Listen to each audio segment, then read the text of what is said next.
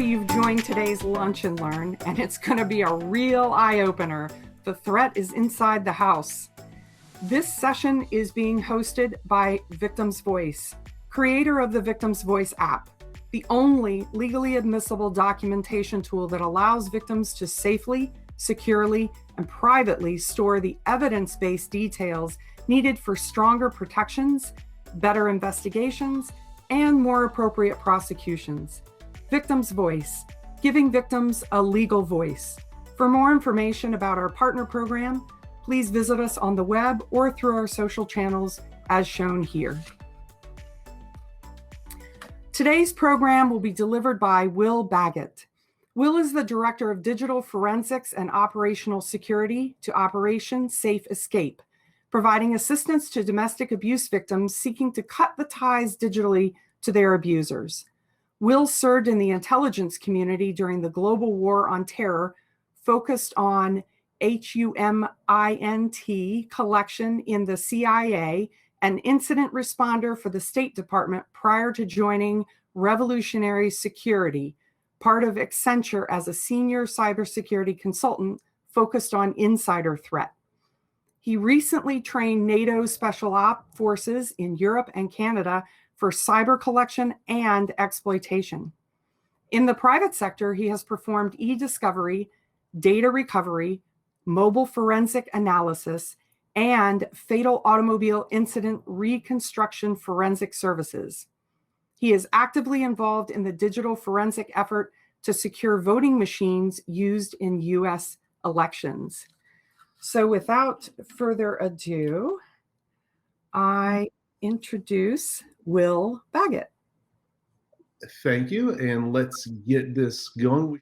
So previously we called this digital threat mitigation, broken arrow. The threat is inside the perimeter, appealing more to a military audience.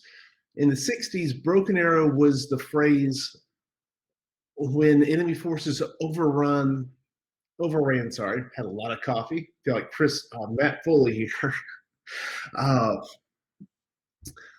It was the phrase the radio would call when the forces were overrun, looking for help from anybody and everybody in the area when just seeking assistance.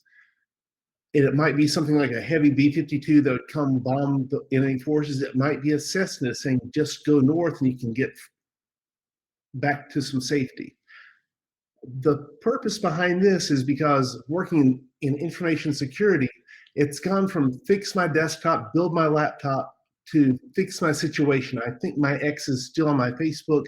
I'm still being stalked through Twitter. They can see what I like. They still have access to my life, even though the relationship is over, or I want it to be over, but I can't get away from it. We're naturally driven as information security professionals. We want to do something. There's a problem, we want to fix it. And on this side, working on the inside of the threat, we've got some corporate tools, and don't worry, I'm not going to go through the corporate side of things here. No one wants to really hear that on this topic. But working on insider threat, with the correct access, I can see when people log in, when they badge into the building. I can pull that in through Splunk. I can see the network traffic, what data was sent to and from your machine. Using Office 365 compliance, I can see the emails, the text, how many times you opened a file, when you deleted a file, what chat messages were said in Teams, what was deleted. I can connect remotely through to your laptop with a program called Druva and get key files to see this person's staging the exfiltration of the COVID-19 vaccine. They're going to sell it to a third party. We can identify that before it happens. And even as granular as using McAfee DLP, digital loss prevention software, to see what was copied to a USB SD card, what was printed, what was saved to the clipboard. All that's visible in the corporate environment. The difference is on the job, you generally log in and you have a consent to monitoring. You say, yes, I get it. Most people don't pay attention, but this means something. It means I'm aware that you are monitoring my activity at work for the purposes of work. At the home front, we don't have that consent. Before I go further, I'd like to say, if you need assistance, go to goaskbros.com. It leads to Operation Safe Escape. There are a plethora of victim resources. If you need help or know somebody who needs help in a domestic abuse situation, they can email help@safeescape.org. Conversely, if you want to help and be a volunteer with us, also reach out to help@safeescape.org. That's the key thing from this presentation on how to get help. Another book others have mentioned is, if you have the opportunity, The Smart Girl's Guide to Privacy on the Internet. So put the bottom line up front. This is how you get help. These are some great resources, and we'll go from there. The information security principles of data confidentiality, data availability, and data integrity. In this arena, the same CIE triad. You want to control your environment, be aware of identity theft, and have data availability, just like Sherry's app. But most important thing is you want to control the environment. The person itself has to be safe. If you can't provide safety and security for the person reaching out for you, it doesn't matter so much about the data if something bad happens. Now, when we get to control the environment, we want to break it down to even 3 further principles: personal security, data security, and social media leaks. Again, the key point here, get off the X. No bad situation ever got better by sticking around. We had an officer who was overseas meeting with an asset. Things went bad. We had a debrief in the station afterwards. And my colleague said, I thought things would get better if I did this, I thought we could improve the situation. The station chief said no bad situation ever got better by staying. And over time, I've learned that's not just overseas in a bad environment, that's work situations, relationships, because you don't have to ask permission to leave a dangerous situation. No one will fault you for leaving. This comes from a previous employer. The consultant was out with the client drank excessively. The consultant was concerned that if he called a cab instead of having the client drive him back to the work site, he would be in trouble for submitting an extraneous accounting for the Uber ride. The accountant said, you don't have to ask permission to leave a dangerous situation. The same principle applies in the workplace to your home life. Now, realize that this is a non-military crowd. Getting off the X. The X means you're in the bullseye, you're in harm's way. Things to consider. You want to have a bug out bag packed. You want to have an ID, cash. You can't really refuse cash. You can have a credit card turned off, a debit card deactivated, but cash is cash. If possible, you want to have a clean device, your phone, the charger for the phone, the most important thing in your house, and your car keys. Well, generally, aside from your kids and your pets, your car keys. That way, if you need to leave, you can go at a moment's notice. You can always get somewhere safe for the night, wake up, deal with the situation tomorrow, but you at least want to be able to leave the situation. Keep your key electronics with you. And now the caveat, is there stalkerware on the device? Others, as I've given this talk in the past, have said, maybe you want to keep a prepaid cell phone somewhere offsite and prepaid credit cards. One veterinarian who's in a bad situation, she kept her prepaid cell phone or prepaid credit cards in the drug safe in her office. Because it's one thing, he took my purse. It's another thing to say, he broke into my office, broke into the drug safe in my office, and then took things. The police are going to react much differently. One of the things to consider is, what if the abuser leaves instead of you leave? And we'll triage down from here. This all does flow. Of course, you want to change your passwords, but you also want to change your locks and your codes and change your garage door remote access frequency. Sherry and I were talking yesterday as we were doing prep for this. A lot of garage doors will have a panel out front that says, if you have forgotten your access code, use this to override and gain access to your garage. Well, that's like having, the Cheeto as the lock, the username admin and password admin. That's not really a lock. That's just, it's a sticker.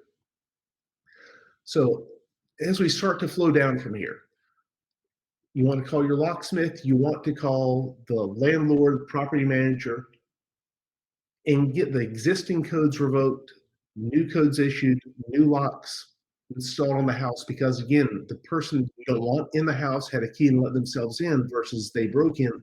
Again, law enforcement is going to react much faster to they broke in versus he's in the house, she's in the house, I don't want them here. It's a different situation. We're going to talk about changing your passwords, and something else to consider right up front. On a known safe machine, on a known safe network, you want to change your passwords and security questions as soon as possible, possibly while the landlord or locksmith are on the way to the house. But when you're creating your new security questions, it's okay to lie online about locations, information, and events. You don't want the other person to be able to reset your password with, where did you go to high school? What street did you grow up on? What was your first pet's name? With a little bit of work on genealogy.com and harvesting data on Facebook, maybe some open source intelligence collection, these passwords are easily accessible. What was a key event from your childhood? When I had real coffee instead of Sanka. Where did your parents meet? Family reunion. It doesn't matter what the answer is, it just has to be consistent. One thing that might go a little bit against security principles is you're in a stressful situation as you're leaving this relationship. Get a piece of paper, write this down, and keep it close, because you have so much change going on right now. If you have something fantastic that you think you won't forget, you probably won't forget it. We've seen this quite often. Write it down, keep it close to you. That way, if you have to go back, you've got your funky, non-standard answer, and you can reset your password. All that said, locksmith's on their way, the landlord's on the way. We're going to go onto your router, log onto your router, and we're going to do a quick scan. We're going to see what devices are connected. On this network, we can see that there's an Android phone and a Mac laptop, and also a device named PC. That's my personal iPhone. I've got it renamed PC instead of Will's iPhone, just because if I go overseas and connect to a network, it's not my name connected, it's just another generic name. I'm lower on the target deck if anyone's truly interested. That came from working with CIA, working with NATO troops. It's not Colonel Smith's iPhone that's connected to the network. Now you're a high value target of interest. It's just another phone. It doesn't even indicate what it is. So start to think a little bit more of operational security just to hide yourself in the noise. One thing, if you do see something odd, take a screenshot, take a photograph with your phone. If you see something that says surveillance camera, maybe leave the house, call the law enforcement, and let them know what you have, because it is illegal to have unauthorized surveillance devices in your house. They take this pretty seriously. Your standard caveat, I can't tell you the router log location for the thousands of routers out there. Look for your specific model. Keep your logs if you find something funny, or have a friend help you keep the logs, but this is key evidence. Another thing, going further down the threat chain, depending on the technical ability of the previous person, you might want to go to your ISP, your cable company. You might want to get a new router, ask for a new IP address. Some companies will let you have a safety phrase to set up so that when you call in to make a change to your account, if you don't have that safety phrase, they will not help you. That's another layer of two-factor authentication you can set up to protect your home internet traffic. So you change your Wi-Fi password to something strong, something unique that you'll remember, written it down. I know a lot of people might say, oh, you don't want to write down. Right now, until you know your devices are secure, pencil on that piece of paper on your kitchen table is far more secure than a possible untrusted device. We'll start off with the Apple device. We'll go to the iPhone, we'll go to settings, rename your account if you can from some name. Then we'll go down, and this is a newer feature on the iPhone. I really approve of this. It lets you see all the devices where your Apple ID is logged in. So I've got my iPhone and my two Mac laptops. That's great. The next thing, roll over to Find My iPhone, because like a Blue Force tracker in a war zone, if Find Your Device is enabled, your device is beaconing out your actual location all the time. That way they don't have stalkerware from the creepy spy shop down at Fisherman's Wharf. It's your iPhone itself giving away your location. So have those disabled. If you do see that, let me go back here. If you do see your device is logged on to the X's name and his laptop is getting drop copies of your text messages, you definitely want to have that screenshot taken for evidence. And again, it's a judgment call when you want to contact your attorney and your law enforcement. I am not an attorney, but you are getting into finding evidence of a crime and of stalking. You might want to let people know what's going on. Same thing, there's a new feature. It's good, it's bad. You can have your text messages forward to other devices and your laptops. Here, my text messages are sent to my Mac and my other Mac laptop. That's great. There's, long story short, we've got probably another 80 slides to roll through quickly here in our lunch hour. There was a case where the victim didn't know that her messages were still on her iMac at the ex's house that she left 5 years ago. That's how she was able to ascertain he knew her plans, intents. If she went out for drinks with her friends once every year, he was able to go to the attorney and say, she's not a fit mother because look what she's doing. Now that she had this, we were able to go to the CSI of the local county and go forward and let them go for prosecution for wiretapping. Going into share my location, you don't want to share your location, your notes, your messages. You want to have that, make sure it's turned off, take a screenshot if it is enabled. The other is set up family sharing. You don't want to have family sharing for this. We saw that some of the troops in war zones were taking pictures of sensitive sites, gruesome things that happened for evidence. And that was being shared back with their grandparents and children back in the States. So in the NATO Digital Force Protection briefing, we say that same thing here. If you're taking pictures of evidence, documentation for your attorney, you don't want the other person to get drop copies of these messages.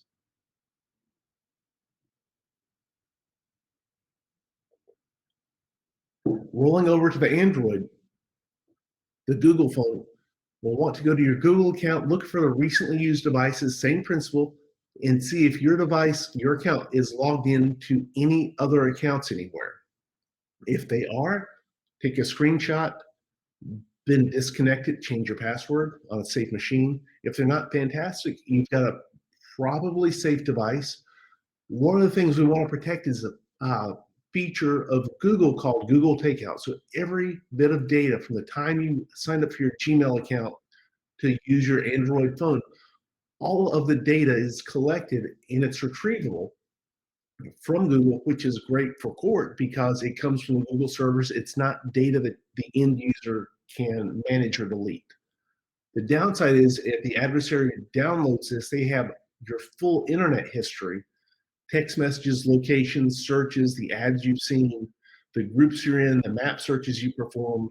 If you're looking for a new apartment to get away from the other person, they've got a complete history. So you want to make sure you have your Google account locked down with no unauthorized access. Apple's also added this as well. Again, it's an offensive and defensive feature. Yes, you can download this if there's something horrific said to you in the past and you lost it. You can get copies of those text messages, the emails, the notes, the photos. The downside is it's still going to give your IP, your account log on. Excuse me. There's a lot of pollen in the South this week. So this is the data we want to protect.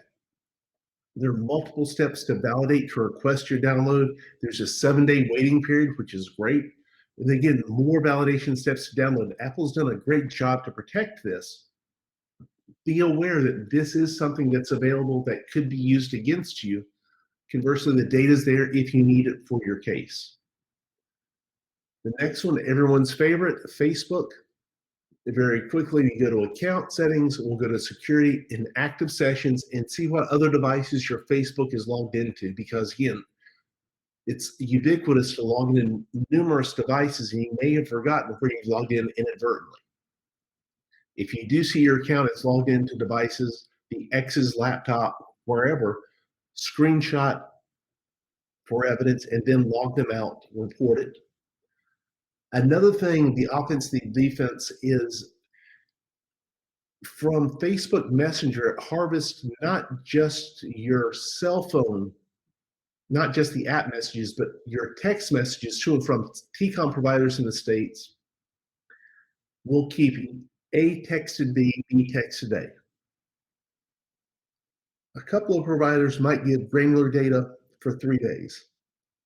Facebook keeps this for at least a year. Again, defensively, they sent these threatening messages. We can log on, a third party can log on, download this. So here's the evidence that yes, this actually happened.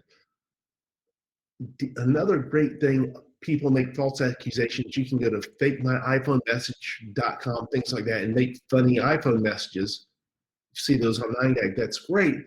The downside is, depending on the technical acumen of the law enforcement, if someone says, well, she sent me this threatening text message, and here it pulls up a screenshot that's printed, there's your clue, you can actually go back and go to the servers and retrieve the actual messages. This never came through. This is something they fabricated. They made a false police report. Now the onus is on them for fabricating a report. Going back to the Mac, though, a lot of people, for convenience, will store your passwords in keychain.app. So you go to your Finder, go to keychain.app, and you'll get a list of all the stored passwords on your machine. We've seen this at Safe Escape, where people have just stored, for convenience, their passwords. So for proof of concept here, you can see there's a forensic conference, Infused 2017. And then by typing in the username and password, you get the clear text. The password for the conference was guidance, which is great because it was put on by guidance software. The concept of operations remains. If your Facebook password, Google password, Apple password is stored on the other person's machine, it's only 2 or 3 keystrokes and they can get the clear text password of your devices and your accounts. So going back to change your passwords, and here's why. On the Mac laptop, another thing to check, this is an addition after a horrific case we had. It was about a month of investigation. Go to your system settings, go to sharing, and also look at users and groups for unauthorized access. We'll see if there are unauthorized accounts on your system. It should be generally your account, the kid's account, maybe a guest user. And we'll see what other programs are set to run at logon. Keystroke loggers, other programs that people think they're being slick and loading on the laptop will show here. Again, take your screenshot, log it for evidence. For remote access, for a corporate device for sharing, that's fine. That's something corporations do. One case, the attacker had remote login, remote management, remote Apple events set going over port 22. We found his crypto key on the laptop. Everything the poor girl was doing was remotely shared, so he was watching her every move on the laptop, which explained her battery drain, and also how he is persistently able to re-access her device and delete the photos of the abuse. She had them backed up on a third site offline with an air gap, meaning they weren't connected to anything. But the abuser sometimes will go to no lengths to try to delete the evidence off the machine. Now, being persistent and thorough about what's left behind. This is off a USB drive a private investigator gave me. And just out of curiosity, I ran a, excuse me, I ran an undeletion tool on the USB drive just to see how secure the PI was. Recovered a screenshot of a text message from a previous case saying, delete the files off of your phone so that he doesn't know what I'm doing. So I found a deleted copy of a deleted copy saying to delete the message from the phone. If that's something I can recover with freeware off the internet, the adversary in your situation would be able to recover this well if they know to do this. So when you're leaving, consider taking the removable media with you if there's something sensitive. Conversely, thoroughly wipe it. We'll touch on that later. But just be aware that once something is digitally available, deleting a file doesn't mean it's necessarily gone. You have to be persistent and thorough in what you may leave behind. A neighbor, an attorney, bought a 65-inch smart screen TV off Facebook Marketplace. Probably know where this is going.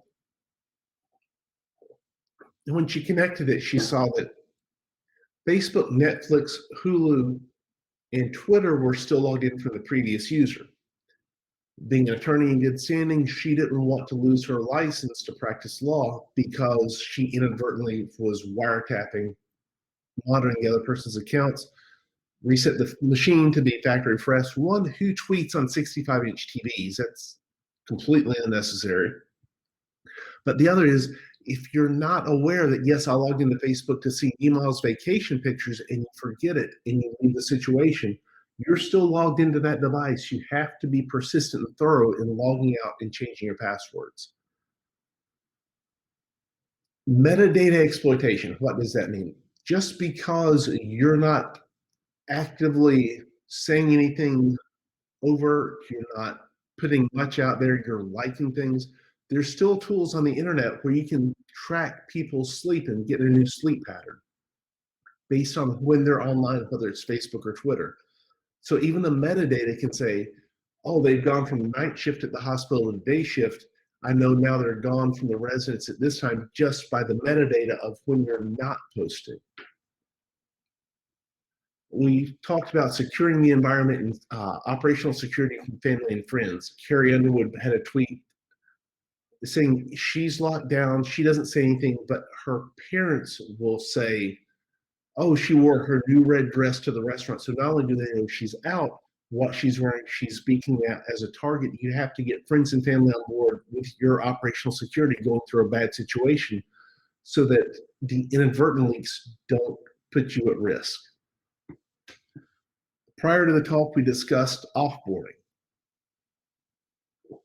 If you look at this corporately and dispassionately, the end of a relationship is offboarding the other person. When you leave a corporation, you turn in your badge, you lose your access. When the other person leaves the residence, do they still have access to that 1080p high definition audio video camera at your front door? In the South, there's a lot of conversation that takes place coming and going at the front door. If you don't scrub that access control list for the Ring doorbell, the other person still has a window to see what you're saying, who you're meeting, when people come over. Unless you think and remember to scrub this list, that's a window into your life that they may use against you. The same thing, I won't say the A word until your devices are all remote. Every time you say the A word, Amazon records that and puts it on your account. You can review your voice history, your alerts, your home device history. So someone remotely can still see what you're doing, the songs you're listening to, the conversations in the area. There's an episode of CSI Cyber in 2012 we laughed at online that you could remotely connect to the printer, cause it to overheat, disconnect the fire detector, the smoke detector, cause a fire in the house and trigger a murder. We laughed at that in 2012. Now it's almost 10 years later. It's available. It's possible through Amazon's remote devices. So again, make sure you scrub your access control lists, remove the other person, and change your passwords. The risk mitigation exploitation is a fraud examiner. There's implied trust and implied approval. If you don't remove the other person from your Amazon account, you've still implicitly given them permission. Even though the divorce papers might be over, you've still given them permission to max out the shared credit card to order whatever devices they want. And now you've got a credit card bill, they've got all this stuff. And because you didn't know to remove them from the access control list, you're financially responsible for this. Conversely, they can still see what you ordered, your pattern of life. If you ordered books on splitting, if you ordered books on relocating to Hawaii, they can still get that pattern of life if you don't scrub this as well. Now, shifting from that to printers and principals. All right, well, where are you going with this? A couple of party tricks I like to do when I was training NATO was, okay, so I don't have access to your network. We're doing an unclassified training. I'm not logged onto your system. Go back to the network printer and hit print all. Depending on the printer, one classroom, it was just the titles of everything, but it was travel orders to, flights to, and I could see the pattern of where the troops were going next based on just the titles of the pages printed. I was at the Canadian Special Forces Command, didn't have access, just training. I didn't need access for a similar briefing as I'm getting here. I walked back, I hit print all. and an entire ream of paper printed on heavily classified documents. And like, oh crap, I don't want this. Walked over to the warrant officer, said, I was doing this to demonstrate this printed. I'm not touching it. I'm not breaking any rules. I wanted to demonstrate the security flaw in printers that you can restore all this without access. It secured their facility. And I bring that to you that if your printer, there's so many printers out there, may be able to reprint everything you've done. So again, if you have apartment applications, attorney applications, documents printed for your plans and intents for the divorce, plans and intent for going dark to go away from the abuser, that might be something that's still there. On the back side, down at the bottom, without getting too technical, var spool cups under the root directory, everything that starts with C is a printed file. Everything that starts with D is not just the printed file, but also the PDF. I can move the file that starts with D to the desktop and actually see what you printed, even though you're not there and don't have access to your system. A further command would give me the headers, just like at the NATO classroom in Europe, would give me the headers of that file to see what was printed. Okay, somebody printed a World Market coupon. They're like Bed Bath & Beyond coupons, a dime a dozen. The concept remains, though, that this is another vulnerability that if you're leaving a bad situation, be cognizant that you may expose your plans and intents by leaving these devices behind. You don't print anything. Email, mail, and PDF, social media tracking. There's a glorious sarcasm, as my daughter would say, glorious so-called superhuman that's meant for marketing that tells the marketing team every time you've opened the email, the IP address you opened it, and the general geolocation of where you opened it. So if you're fleeing an abuser, they send you information about shared insurance, whatever. If they can see that you're now opening the emails in Florida, they know your aunt is in Florida. It's not a far step down the logic chain to ascertain the person's now relocated to Florida. If I want to go stalk them or worse, now just by the tracking cookies from Superhuman, I can see where you are generally. Guess what? Gmail has a similar feature. How many times the email is open? So you want to have a VPN hiding your true IP address. And also, you don't want to load remote pixels on the email to not give away the IP address of your home machine. Yeah, I'm fun at parties. DocSend for Outlook now lets you see when a PDF was opened, how often it was opened, and where it was sent. So you're in a legal situation, the adversary sends you a document, they can see how it was opened, what pages are read, what pages are skipped, and how long you sent per page, which for litigation is a horrific invasion of privacy. This is an easy one. On Mac, you open Terminal, type in MDLS metadata list, you drag and drop the file in question, you hit enter, and you can see at the bottom where from. You can see the beacon that pops out saying, yes, I want to connect to this every time. And you can see there's a beacon in the file. But the easier way to do this is use paper, use print ink, print the document, and they won't be able to see how often you've read the file. The slide's in a hot pink, salmon, depends on your screen color. This is something to take home. This is something to remember, that even the PDF can be weaponized and used against you. In the hacker community, there's a thing called man in the middle, where you can intercept the packets meant for somebody else, read them, and spoof them. The post office in the United States has a new program called Informed Delivery, where if you sign up for it with the right credentials, you can see copies, PDFs, images, and of all the mail coming to your address. That's great if you're deployed overseas, you're looking for a key file, that's cool. But if you sign up for this as an abuser before you leave the situation, you can see the subpoena is going to arrive at their mailbox today. The deposition order is arriving today, the court order, what have you. They remove it out of the mailbox. The rest of your mail is there. Your Bed Bath & Beyond and your World Market coupons are still there.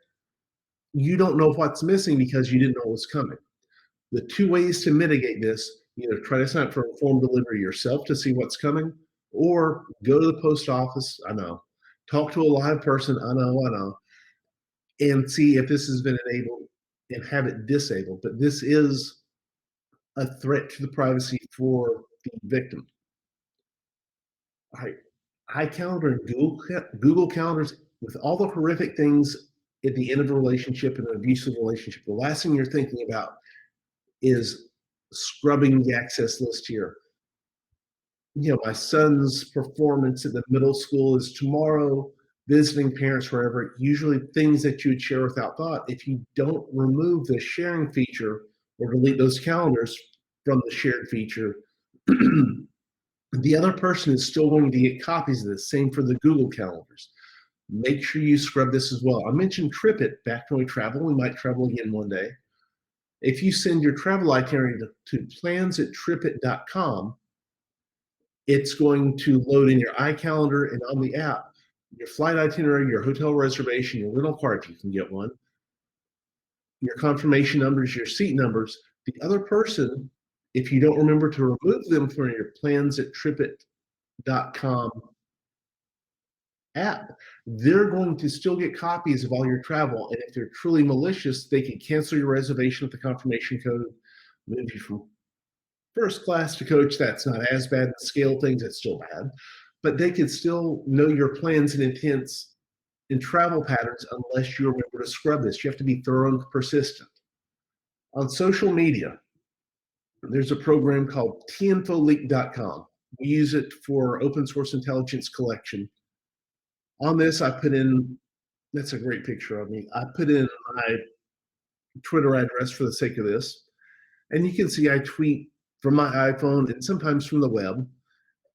That's not so bad, right? Well, that's going to give you a vector that I'm using an iPhone versus Android, so I can see this platform you're using. That way I can weaponize that for the next step.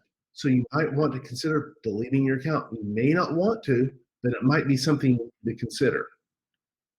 Step 2, I was in the back of the classroom over at the NATO staff compound, and to show the troops that just because it's online doesn't mean it's real, I changed my GPS location to Iran, Moscow, Dar es Salaam, to show them, even though I'm in the back of the classroom and tweeting from here, that doesn't mean it's accurate.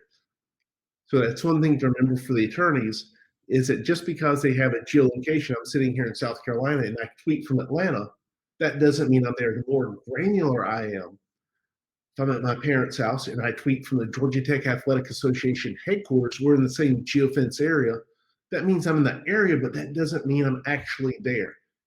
This is okay, but it doesn't really mean anything. It's just a data point. Take it for what it is. This gentleman, he claims to be a KGB technical attaché working in Thailand. Whether he is or not, who knows? It's the internet. He says use Signal, use Tor for your VPN. I'll go a step further and say assume your devices are compromised. We've started delving in at Safe Escape, working with the Coalition on Stalkerware. Programs like FlexiSpy or MSpy.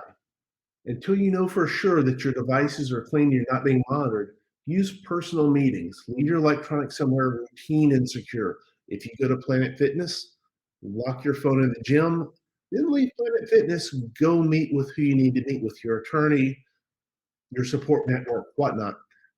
And it looks like your phone is still somewhere safe and secure, locked in the gym while you're out conducting your personal meetings. Another thing, you may want to have nonverbal paroles with family members, such as, I went to Georgia Tech, I would never wear red. I wouldn't support the University of Georgia, bar none, full stop. But if I wore a picture of a 40 years ago, 40 something, picture of a University of Georgia National Champions 1980 shirt on Facebook, that means there's something wrong at Will's house. Someone needs to come check on him. The concept is there. It's a nonverbal parole that means nothing unless somebody's looking for it specifically. So talking about iPhone monitoring, so not to delve too far away from social media, MSpy, oh, they've hacked my iPhone. Well, let's delve into that. Yes, the program's out there, but how does it work? Alice provides Bob's Mac ID and password to MSpy. And then Bob's iPhone has to be synced to the cloud overnight while it's charged. While all this is happening, MSpy then downloads the data they've connected to because they have the username and password, and they email a report to Alice. That's not really hacking. That's you haven't changed your password and they're pulling an unauthorized copy of your backup. That's not using Metasploit to send a vulnerability in to gain a command and control foothold. That's just you didn't change your password and they're copying your backup data. It's bad, but it's not hacking. The Android monitoring is a little more nefarious. With MSpy to monitor the children, because it's for the children, Alice can create a phishing SMS for Bob's Android within MSpy, and I'll show you an example of one of the nefarious ones we saw. Bob clicks on the link, and now MSpy loads a remote access Trojan on the machine. This is actually hacking to collect data for Alice. We saw that where Alice created a phishing SMS for Bob's device, and she sent it over WhatsApp. It was a picture of puppies. Look at my new puppy. But it wasn't actually a puppy. It was a fuzzy picture that was a link to a malware site. They clicked on that, trying to view the picture of the puppy. Oh, maybe it's just a bad connection. And now you got the data collection and it's malware. So that goes back to change your passwords, assume the devices are compromised, maybe get a new one if you need to. Some of the countermeasures I liked with all the travel I did for CIA, I moved 7 times in 6 years up north. My mattress was shot. So concurrently, I want to get a new mattress. I'm doing an extensive amount of travel. I put a program on my phone called Sleep Cycle. Where are you going with this? The phone went on my mattress. It had a potentiometer to see how well measuring my REM sleep to see this mattress is better, this was worse. That way I had an educated purchasing decision. That ties into this. If you put something like Sleep Cycle on your iPhone, on your Android that uses a potentiometer, and there's no activity, but at 3 in the morning, there's a spike, and then at 4 in the morning, the device goes back to flat with no movement, you know your device was tampered with in the middle of the night by a hostile, malicious partner. So if you had a laptop bag, a briefcase, a purse, this is a great way, commercial, I think it's $4.99. I haven't bought this in a long time, but that would tell you if this device, if your belongings have been tampered with in the middle of the night.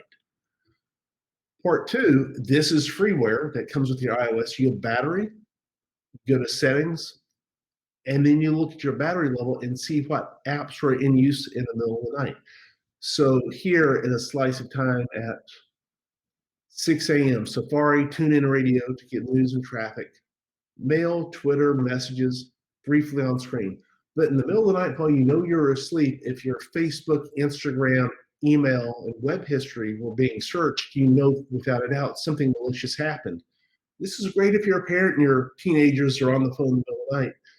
This is non-repeatable that, yes, I know you went to the kitchen, know you got your phone, I know you're on Snapchat in the middle of the night. Unless they completely wipe their phone and reset it, you can't alter the battery settings.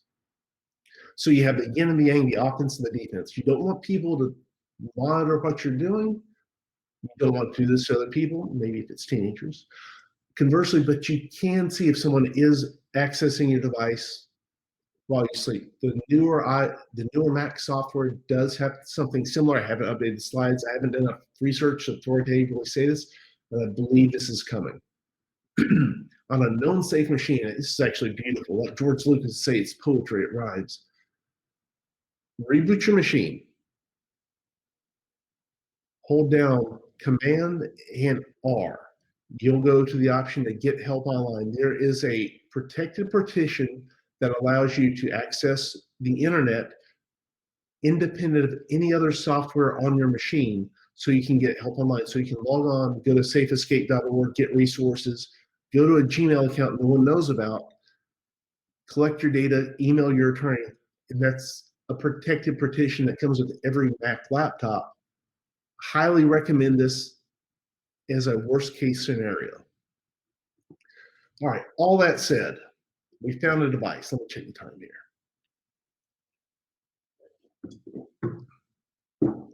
We found a device. This one actually gets easier. We've been through the heavy part. Electronic surveillance installation. We have a USB connection. Actually, you put an SD card in there. You put the lens over it. You have your power, you have your storage. It has access. Someone has to physically modify it. But now the USB charger for your phone's actually a collection point. That's good if you're concerned about the nanny and the way they're treating the children. If you want to be funny and see what the cats are doing while you're out of the house, knock yourself out, enjoy your cat videos, put them on 9gag. I don't care. Be aware, though, that this is something that is commercially available, easy to install. And the triad is someone who came from Director of Science and Technology of CIA. They don't do it, but if there were audio listening devices, I would say they don't do stuff like that. But collection, power, and storage, it's a triad. The more collection, the more it's collecting. If it's a 1080p camera recording audio and video, it's going to be a high power drive versus storage. If it's on the device, it's going to fill that drive up quickly. Think how fast your DVR fills up with your favorite shows. Tiger King was a year ago, but we filled our DVRs up with that. Well, I don't know. We need therapy. That's terrible. Carol Baskin is also coming out with her own Bitcoin. Great. But not to divert too far, to give you some examples, this is available from Amazon, connects to your Wi-Fi, connects to AC power, has high power draw, high collection, but the storage is on the cloud. The way to mitigate this is actually unplug it, look at your router logs from earlier in the session to see if there's something unauthorized connected to your network. If you find this, honestly, who really uses a digital alarm clock in 2021? This is something where you want to contact law enforcement. I'm not an attorney, but this crosses the line. Some of the other devices we've encountered, you've got an air freshener. It has a 720p camera in there, audio video, runs off battery, SD card, limited battery power, which means limited collection, manual servicing. Someone has to manually come get this and listen to the tape. The Alexa, sorry, said that. But the Blink Mini, show me the living room. That's a little creepy in these situations. I don't want my former people to be able to just watch my living room at a moment's notice. This is overt, but if it's concealed, it's still plugged into AC power. It's connected to the network. The last one is a 128 gigabyte storage audio recording device. You flip it up, it's nonstop storage. Flip the little wheel the other way, it's burst. It only records when it hears audio. So say you're working at home, you're in a contentious relationship, you have this plugged in, it has a corporate logo, has a sticker. It's arts and crafts time, make it creative, make it look proprietary. So if the other person launches into an abusive rant, you click it, you record it for your own protection, no problem. But be aware this is something available on Amazon that could be used against you. Conversely, in a verbal abuse situation, it's a way to protect yourself. Lastly, this is one of the cases we worked with Safe Escape. The device that everyone knows about, the nanny cam, goes from parent A to parent B's house. It has the camera built in, audio, video storage, the 48 hours the kids are with the alternate parent. It records the one parent had them put it behind mommy so it can keep an eye on mommy. Well, hell yeah, it did, sorry. It recorded her keystrokes, plans, and intent as she's dealing with the attorney. This is another case that went over to CSI. We wash our hands of that. That's not our problem. We just identified the threat, referred it to the authorities. Getting even further, we've seen where Bose headphones have been reverse engineered to collect audio because the noise canceling has a microphone in there to record the conversation and then build white noise to reduce it. Someone reversed that to collect the audio. That was a lot of effort, but we have seen it. The other one is the hearing aid function of the AirPods. So you can connect your earpods to your iPhone, use the microphone on the iPhone to hear what's going on. That's great. It's a pseudo hearing aid for people who need one but don't want a hearing aid. That's cool. We've heard of cases where abusers are leaving the phone in the room. They take the headphones with them. They listen to see what's being said about them. Be aware that this is something that is the realm of possibility. Lastly, on to tracking. For $50, you can get a device that goes under the car, has to be magnetic to hold it, to track your vehicles, teens, and spouses. And for $25 a month, this little 2G, 3G style modem tracks the car's location. And here's what it looks like. Everywhere you go, the beacon's beacon, except I lied to you, this isn't a beacon. This is data collected from a forensic image of the user's data on Twitter as they posted throughout the course of a lifetime or throughout the course of a year. So you can get the pattern of life for somebody without having a traditional private investigator style beacon. Now our smartphones are acting as the beacons themselves. So make sure you have your GPS turned off, watch your sharing. You don't want to give the adversary any location, plans, intents, and means just to get clout on Instagram. It's not worth it. On this one, if you're worried about somebody stalking you, don't wear a fitness beacon and post your daily run. That's great that you're on the 100-mile march in May. Fantastic. Don't post it. Don't. It's very simple. Don't do it. I'm not. But if you're concerned about being tracked, leave the fitness beacon at home. Leave it at work. Don't post what you're doing. All right. We're in the home stretch. It's lunchtime here. I want to order a pizza. That's cool.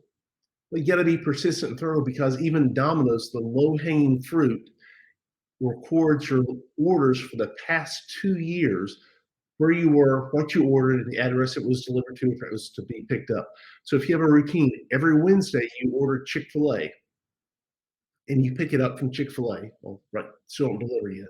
I get it. But now here's your plans and intent. I used to pick up Chick-fil-A in Pooler, Georgia. Now I'm picking it up in Milton, Georgia. Well, now I know, based on this, I know your new address and where you've been because you didn't change your password to the low-hanging fruit. Yeah, I wouldn't get pizza. I'd just go to the gym now that it's finally open. Planet Fitness, well, you go once a month, you go to Planet Fitness and get your pizza, but it has a record of every time you've logged in, you've badged into the gym. So again, pattern of life.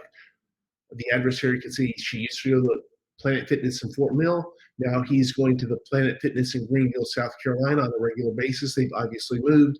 Their best friend lives there. They're probably there with him. So even though you've locked everything else down in your life, but you didn't change your gym password, right?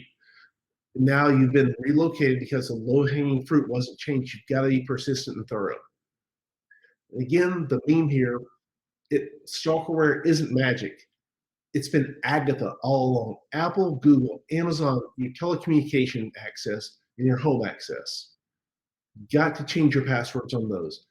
We are in the home stretch. I've covered a lot of ground. Identity theft. Identity theft is an engineer's binary. It either happened or it didn't. If it did happen, you have to go to identitytheft.gov and report it as soon as you're aware of it happened. It creates an FTC report. You can use it to work with accredited agencies. It goes in the police report. But if you don't report it, it's implied that you approved it.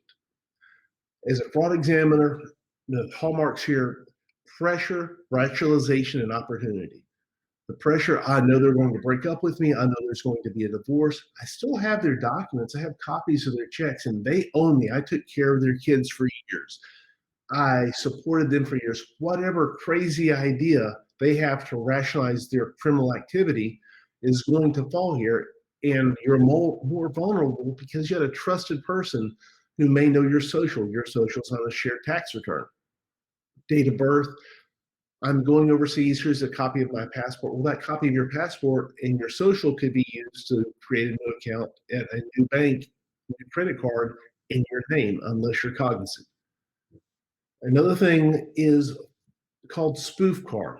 You can spoof a phone number from any trusted number. So if I called from SunTrust, it would show up as a SunTrust phone number on the target's name. Hey, we're having a problem with this transaction with your new account, and I could use this to socially engineer the situation. You have to be on guard that you're financially vulnerable during the breakup. and to be aware, not to trust anybody. Maybe go in and see a live person if you can all help it, but be on guard. Banks generally don't like to call anybody for anything. They might spam you, they might send you mail, but a true phone call probably isn't going to happen. So here's identitytheft.gov. They give you a plan on how to work through this. Fairly user-friendly, but you have to do this on a known, good, clean machine because of the sensitive personal identifying information that you put out there. Lastly, we've had data confidentiality, identity theft, and data availability. The CIA, we would say, if it ain't documented, it ain't. If it ain't in cable traffic, it ain't. Well, I was promised this for my move to Ugo Wagadugu. Well, is it in cable traffic? No, well, you don't get that benefit. Same thing for the legal world. If you don't document things as they happen, it didn't occur. Very simple. Another thing coming from personal experience, if you're on the engineering side, helping them sift through files, you see this one case I worked, it gives me heartburn just looking at that. Which of those Safari Mac OS X PDF files were key and which were not? Document the files, create an index as you go through your work for your report. If you don't do it then, when will you have time to go back and redocument? Document events and incidents with authorities. Again, with Sherry's app is a great way to do it. Another thing for availability, be available for the other person as the emotional caretaker providing your technical acumen. This doesn't define the person. They're going through this. Their life will be better. This is just a temporary phase. So if they call and say, hey, let's go to the gym and get pizza on a Monday, after they change the password for Planet Fitness, go to the gym with them. Spend time. They are going through a hard phase. They need people in lives. It's not just a work issue where you badge out or you log off in 2021. It's an event they're going through. Lastly, data availability. Make a copy. You have the primary, make a copy of it, leave the primary with an attorney, put the backup in the safe deposit box, the contingency, and the emergency. That way, if you're working off it forensically, you're working off a tertiary copy, not the only copy. So even if you mess up, the primary copy legally is still pristine. 2 is 1, 1 is none. Lastly, I know we're coming up on time. When we terminated a personal relationship in the CIA, we would do it with the 4 Fs: firm, friendly, final, and fair. You've produced outstanding intelligence or given us great information. It's really helped president pick your president, making decisions on pick your country and pick your topic. You know, we've made the change you wanted to make when you approached us at wherever. And, you know, we've achieved our goal. You've done a great job. So we'll take our laptop back. It's getting older. Here's a new one for you. Here's a bonus. Thank you for all of your work. It's firm. There's no negotiation. It's friendly. It's final. And it's fair. There's no negotiation. So on the domestic front, same thing for cell phone shared plans. Hey, I've got a new cell phone plan through work. I've gone ahead and opened it. I've got a new number. I can't remember what it is. That way you're saving $75 a month. I'm really happy with the coverage. If I let you know, we'll see how it works at home. If it's good, maybe you can move over to T-Mobile or whoever as well. But the same thing, you've shifted your data from being commingled to independent. It's already occurred, and you've done it in a nice way versus I don't want you to see who I'm calling. I want my own plan. That's contentious versus the social engineering manipulation. Same result, but done a little bit differently. Last idea, my new corporation, they want copies of my bank records. Rather than violate your privacy, I've got a new account. That way you don't have to have your data shared with this employer. I'm not sure how to handle it. However you want to spin it, but you've separated the widget from the other person in a way that looks like it's a benefit to them. A couple of memes here for shared technology and domestic conflict. Most of us have probably seen Star Wars R2-D2 and C-3PO. R2-D2 wasn't white for the whole 9, 10, 11 movies. He had strong encryption, strong authentication. C-3PO had weak encryption, leaked data. He was white at the end of one of the movies. That way data wasn't leaked. Remember, in shared domestic conflict, because it was about Anakin Skywalker, his wife, and his children, a secure device was wiped before it was shared. unauthorized devices on the network, for something a little modern for the Marvel MCU fans. When 2023 Nebula went to 2014, Thanos, the bald guy, saw he had a rogue device on his network. He did live memory forensic analysis. He pulled down something akin to a Google takeout analysis of the chats, the locations, the images, plans, and intents of what's done because he had a remote device on his network. Good for him. That's strong network security. Conversely, for the good guys, for the Avengers, they didn't know the bad guy had gleaned all this because the device was inadvertently left behind and the data was gleaned. So in summary, change your passwords, change your locks, report your events to law enforcement as they occur, document your events for the other person, keep them somewhere secure. You've got my Twitter handle, my password, my email account. And remember, it's probably not hacking. It's almost always Agatha all along. With that, thank you for your time. Wow, I feel like a fire hose. I'm like a fire hose. So, Will, on behalf of the audience and Victims Voice, we'd like to thank you for today's Lunch and Learn. For those of you who have further questions about the material covered today or whose questions were not addressed in the Q&A portion, please feel free to contact Operation SafeScape. You may also let us know in the chat that you have further questions, and I'll make sure someone from Operation SafeScape is able to reach out to you directly. You will receive a survey. Oh, everybody loves a survey pertaining to this event. Your feedback is really crucial to our future programming. This has been amazing, and this is because of feedback. So please take a 5-minute coffee break and fill it out. Upon completion of that survey, you will be provided a link to resources and the on-demand recording. Now, let's move back into the networking hall for continued networking, questions, and making great connections. Thank you all so much.